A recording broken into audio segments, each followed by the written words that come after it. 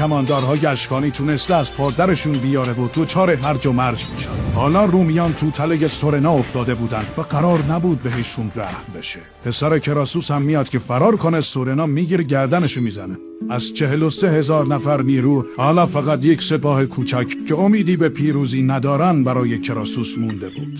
سورنا یکی از ترفندهای جنگیش این بود که حریف را از نظر روحی روانی به چالش بکشه و شبانه برای تحقیر کراسوس سر پسرشو به عنوان هدیه میفرسته و وقتی ارتش رومیان رو وحشت زده کرد حمله میکنه. شمشیرها یکی بعد از دیگری به هم میخوردن تا جایی که کراسوس به روی زمین زانو زد و شمشیرشو انداخت و تسلیم شد. تعدادی از سربازها فرار کردند و بقیه یا کشته یا اسیر شدند. سورنا تمام افرادی که اسیر کرده بود جلوی چشم مردم اعدام میکنه تا آوازه این کارش به گوش بقیه کشورهای جاه طلب برسه که دیگه هوس حمله به ایران نکنن. اما این پایان داستان نیست. حالا سورنا از قبل هم بیشتر عزیز شده بود و اسمش سر زبون همه بود. این موضوع باعث شد بعضی ها تو دربار اشکانی بهش حسادت کنن و زمزمه هایی راه بندازن که آره سورنا میخواد کودتا کنه و پادشاهی رو از ارود بگیره و موفق هم بودن. تونستن ذهن شاه ارود رو شستشو بدن تا دستور قتل سورنا رو صادر کنه و شبانه توی خونش